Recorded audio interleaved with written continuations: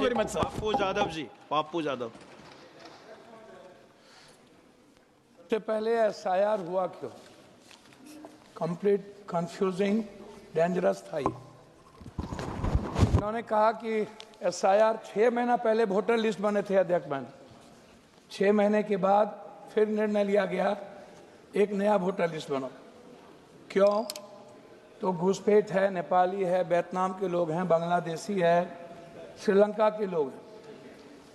69 लाख लोग वोट कटे, जिसमें पूर्णिया विधानसभा में 69,000 एसआईआर हुआ।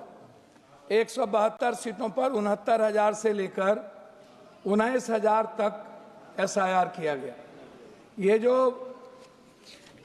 लगभग 69,000 और 69 लाख वोट कटे हैं, इसमें 99% दलित है, ईबीसी है, आदिवासी है, ओबीसी है और माइनॉरिटीज के लोग हैं।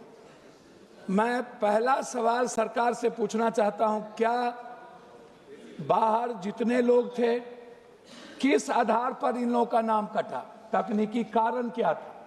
आधार का लिंक आपने मान लिया या जिसमें थोड़ी त्रुटि थी उसको भी आपने मान लिया?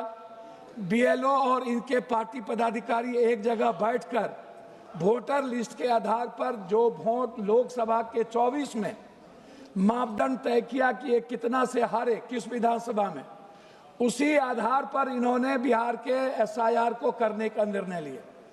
2 वोट भी इनको नहीं मिले पूरे बिहार में जो रोहिंग्या थे, और ना ही कोई घुसपैठ थी।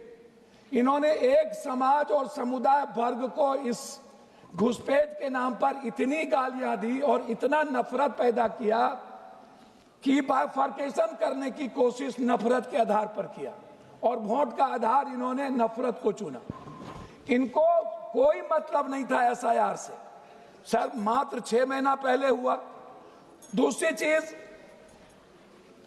सभापति महोदय, इनको लगभग 83.4% बूथ पर इनको बैलेट पेपर में हमसे कम वोट है। मतलब वोट है ही नहीं, 102, कहीं 60, कहीं 70 है। बैलेट पेपर पर हम चुनाव जीत जाते हैं और उसके बाद ईवीएम में ये चुनाव जीत जाते हैं। तीसरी चीज, सबसे बड़ी चीज जो है, आप इनसे एक बात पूछिए कि जो लोग बाहर थे उनका नाम इन्होंने किस आधार पर काटा?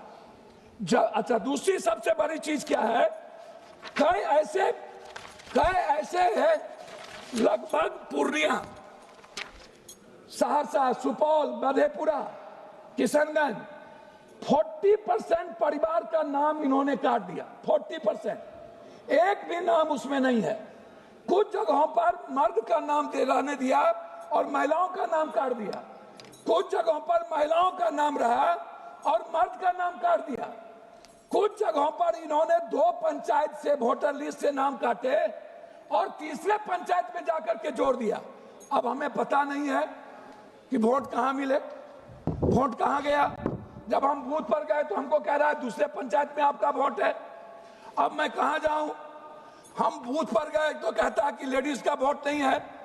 हम बूथ पर गए तो कहता है आपका वोट डल गया। तो ये जो एसआईआर हुआ, ये इसका आधार क्या था सर? क्यों किया गया? जरूरत क्या थी? और आपने कहीं भी नहीं बताया कि 69 लाख लोग को किन कारणों से मैंने हटाया और ये लोग कौन हैं। आपने नाम नहीं दी, आपसे दस्तावेज में मांगे नहीं दिए, सीसीटीवी फुटेज मांगा गया नहीं दिया गया, हमारे लोग एप्लीकेशन दिए आपने नहीं दिया, हम नाम जोड़वाने के लिए गए नहीं जोड़े। बाद में आपने 15 दिन बाद, पहले 69 लाख वोट काटने के बाद 23 से 27 लाख वोट आपने 1.2% मात्र दलित आदिवासी को आपने नाम जोड़ा। मैं कह रहा सर 2 मिनट मात्र। उसके बाद जनरल वोट आपने डाल दिया। वो वोट आया तो पंजाब से ले गए, हरियाणा से ले गए। आपने वो वोट दिया जोड़ा जो वोट इनके थे। हमारे वोट काटे गए और इनके वोट जोड़े गए। एक दूसरी चीज सर, मैं कहना चाहता हूं आपको एसआईआर के मुद्दे पर, चुनाव आयोग जब भी कोई मनोनीत हो वो सर्वोच्च न्यायालय के जज उसमें जरूर है। दूसरी चीज सीसीटीवी फुटेज माननीय सदस्य श्री हरसिमरत कौर बादल जी। अध्यक्ष महोदय, क्या कारण है कि हिंदुस्तान से दलित और बहुसंख्यक आदिवासी माइनॉरिटीज को वोट से हटाना चाहते हैं ये लोग?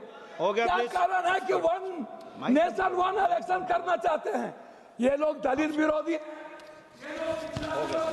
प्लीज बी सीटेड, प्लीज आप बैठिए, प्लीज बैठे। अबू जी आपका हो गया, प्लीज आप बोलिए, स्टार्ट कीजिए। Sir, a strong, transparent and impartial electoral system is the foundation for any democracy. Free and fair elections